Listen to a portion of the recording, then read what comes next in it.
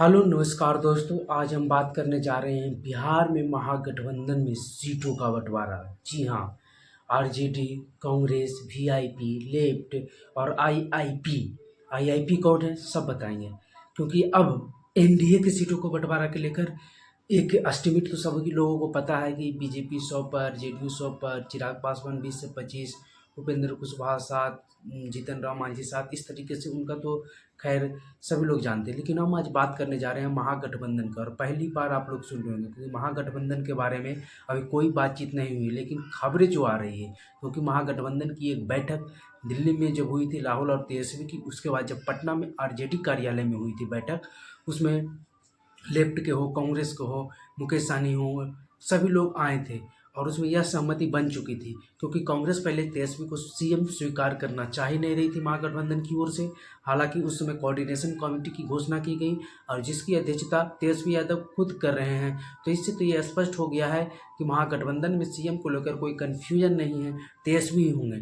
हालांकि कांग्रेस जो सिर्फ राजनीति करने की ओर बिहार में बढ़ी थी, अपने धुरंधरों को बिहार में उतार रही थी, जैसे पप्पू यादव, कन्हैया कुमार, कृष्णा अल्लाह बरू और राजेश राम जैसे को प्रदेश अध्यक्ष बनाकर कांग्रेस जो आरजेडी के करीबी थे, अखिलेश सिंह जो हैं, उनको हटाकर बिहार की राजनीतिक में एक अपना पहचान बनाना चाह रही थी। उस राजनीतिक से भी अब कांग्रेस दूरी जाते हुए दिख रही है, आरजेडी के साथ पूरी तरह से आते हुए दिख रही है।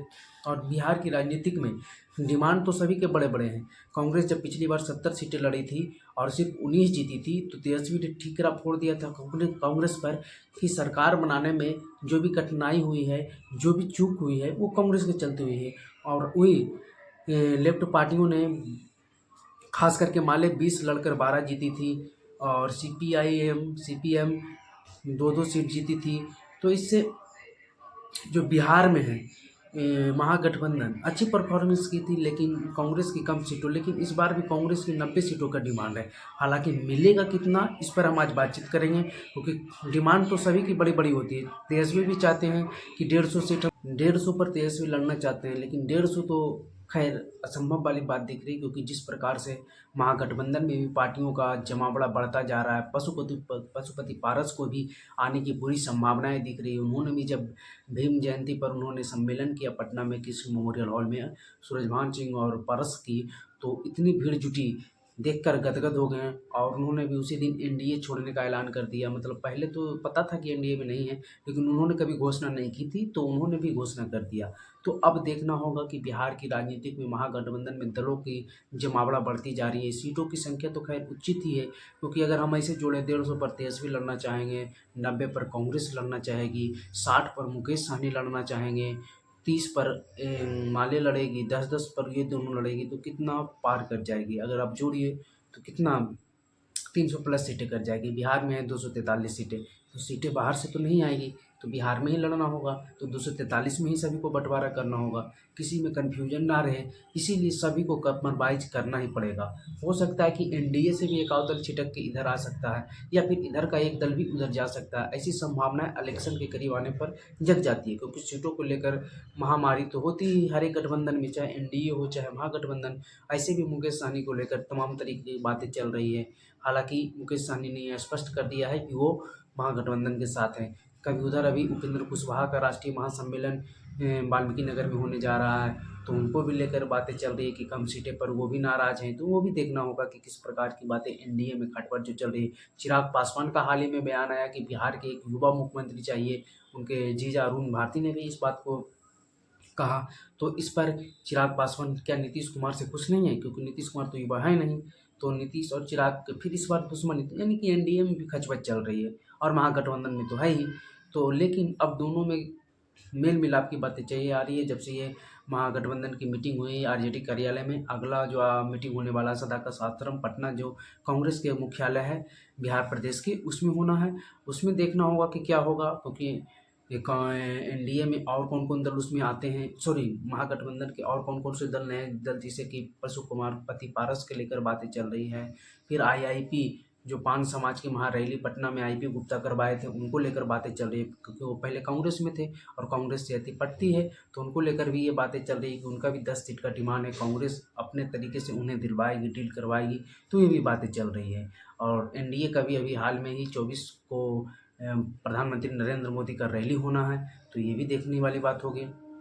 पहले हम अब आ जाते हैं कि सीटों का बंटवारा किस प्रकार से होगा आरजेडी गठबंधन में, यानी महागठबंधन में, इंडिया गठबंधन में। तो सीटों का बंटवारा इस प्रकार से होगी। पहले जान लेते हैं पार्टियां कौन कौन है। तो पार्टियां आरजेडी है, कांग्रेस है, वीआईपी है, लेफ्ट की पार्टियां 3 हैं, जिसमें है सीपीआईएमएल, माले जो है, सीपीएम और सीपीआईएम। तो इन 3 पार्टियां हैं। और फिर आईआईपी, इंडियन इनकलाब पार्टी, जो आईपी गुप्ता ने बनाया है वो, और पशुपति कुमार पारस की राष्ट्रीय लोक जनशक्ति पार्टी की भी आने की संभावनाएं दिख रही हैं। तो हम बात कर लेते हैं सबसे पहले आरजेडी की। तो आरजेडी को इस बार 130 सीटों पर संतुष्ट करना पड़ेगा, और जो खबरें आ रही है कि आरजेडी इस बार अपने खुद 130 सीट पर लड़ेगी, और उसमें भी अगर कुर्बानी देने की बात आए, अगर कोई एनडीए से दल आ जाए तो उसको भी उसी में सेटलमेंट कर दिया जाएगा। आरजेडी इस बार कंप्रोमाइज़ करके सरकार किसी भी प्रकार से बनाने के मूड में है, और सर्वे भी इस बात की गवाही दे रही है। हालांकि सर्वे रियलिटी होती नहीं है, फिर भी एक मैप तो दिखाई देती है। तो 130 सीटें पर, हालांकि आरजेडी ने यह भी कहा कि 130 से वो खुद लड़ेगी, और बाकी जो बचे जिन पार्टियों को सीट देगी, कांग्रेस को देगी या मुकेश सहनी को, उसमें अपना उम्मीदवार भी दे सकती है 10-20। तो इस प्रकार से 150-160 तो हो ही जाएगा आरजेडी का। तो हम बात कर लेते हैं अब कांग्रेस की। तो कांग्रेस का डिमांड 90 का है, मिला था पिछली बार 70, लेकिन इस बार आप जान लीजिए कि कांग्रेस को 40 सीटें मिलने जा रही हैं, बस 40 सीटें। लेकिन हाँ, कांग्रेस इस बार कुछ सीटें पर लड़ेगी, क्योंकि पिछली बार तो 70 लड़ी थी, लेकिन सीटें उन्हें जौ सौ दे गई थी, जिसमें ना आरजेडी मजबूत है ना कांग्रेस मजबूत है, जो इंडिया के मजबूत सीट है, और वहाँ हारना इन लोगों को था ही। तो कांग्रेस को इस बार उस सीटें नहीं दी जाएगी, इसलिए स्ट्राइक रेट बढ़िया रहेगा। कांग्रेस पिछली चुनाव में 2015 में 40 सीटें लड़कर 27 जीती थी, स्ट्राइक रेट बेटर था। तो इस प्रकार से जो हारने वाली सीटें वो नहीं लेगी, कांग्रेस की मनचाही सीटें मिलेगी। और कहा तो ये भी जा रहा है कि अगर कांग्रेस आरजेडी की किसी सीट पर चाहती है तो सिटिंग विधायक भी टिकट काटना पड़े तो आरजेडी इसके लिए भी तैयार है। तो कांग्रेस इस बार अच्छी पोजिशनिंग कर चुकी है, और सीटें कम ले रही है, लेकिन विनिंग पॉसिबिलिटी ज़्यादा है। और साथ ही में बात करते हैं मुकेश सहनी की। तो डिमांड तो 60 है, बातें 30 की आ रही थी, लेकिन 25 सीटें मुकेश सहनी की कंफर्म रखी। 25 से 30 के बीच मुकेश सहनी की सीटें मिल जाएगी इस बार। लेकिन मुकेश सहनी की मनचाही सीटें उस प्रकार से नहीं मिलेगी जिस प्रकार से कांग्रेस चाहेगी, क्योंकि जो कांग्रेस पिछली बार सीटें ली थी जिसमें विनिंग पॉसिबिलिटी कम था, उसको मुकेश सहनी के भी ठीकरा फोड़ा जाएगा उन 10-5 सीटों पर भी। और उसमें भी कांग्रेस फिर आरजेडी का भी उम्मीदवार कुछ सीटों पर दिया जाएगा जहां विनिंग पॉसिबिलिटी ज़्यादा रहेगी।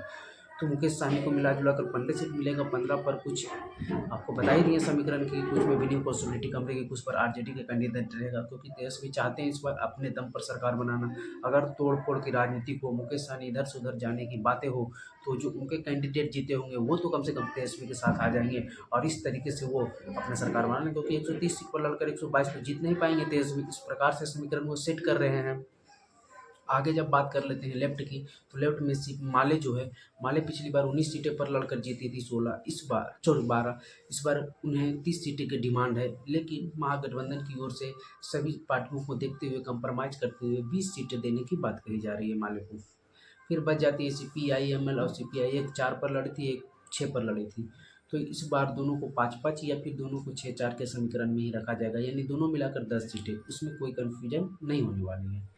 अब बात आ जाती है आईआईपी, इंडियन इनकलाब पार्टी। इसे कांग्रेस अपने पक्ष में लेकर चल रही है, और कहा यह जा रहा है कि इसे भी 7 से 10 सीटों के बीच लेने की बात कही जा रही है, क्योंकि ये भी जिस प्रकार से कांतना ही मैदान में पटना के जिसको प्रशांत किशोर नहीं भर पाए, उसके 2 ही दिन बाद ये भर दिए, और जिस प्रकार से इनके नाम की चर्चा हुई, पूरे मीडिया में छा गए। बीजेपी एनडीए की तरफ से भी इन्हें दाने डाले जा रहे हैं, तो इसलिए इनकी भी डिमांड बढ़ चुकी है, इसलिए 10 सीटें पर इनकी बातें बन सकती है। बात ये आती है पशुपति कुमार पारस की। तो ये सब मिलाकर 240 हो ही जाता है, कुछ 5-20 कम करके इधर, तो 240, तो 3 सीटें बचती है। तो पशुपति कुमार पारस को इस बार अगर महागठबंधन में जाते हैं तो उन्हें 3 सीटें देने की बात कही जा रही है। एक अलौली से, जहाँ से उनके पशुपति कुमार पारस के बेटे चुनाव लड़ सकते हैं, क्योंकि पशुपति कुमार पारस विधानसभा का चुनाव लड़ने वाले नहीं हैं। और पशुपति कुमार पारस अलौली से कई बार विधायक रह चुके हैं, और वहाँ सीधे मुकाबला होगा चिराग पासवान से, कैंडिडेट से। ये दोनों पारिवारिक लड़ाई हो सकती है। प्रिंस पासवान जो भतीजे हैं और पशुपति कुमार के पारस के साथ हमेशा से रहे हैं, तो उनको एक सीट विधायक की दी जा सकती है, मतलब कन्फर्म मानिए। और एक सूरजभान सिंह के परिवार से। तो बाकी जितने भी लोग तैयारी कर रहे हैं, आलोक कुमार को लेकर नाम चल रहा है, जो सिंगर हैं प्रयागराज का, उनको लेकर भी नाम चल रहा है, जाति से वो भी पासवान है। तो उनको लेकर भी अगर कम बेसी एक हुआ तो एक 4 सीट मिल सकती है, तो एक सिकंदरा से वो भी लड़ सकते हैं। तो बातें इस प्रकार से हैं, क्योंकि वो भी शामिल हो चुके हैं पशुपन पारस के पार्टी में।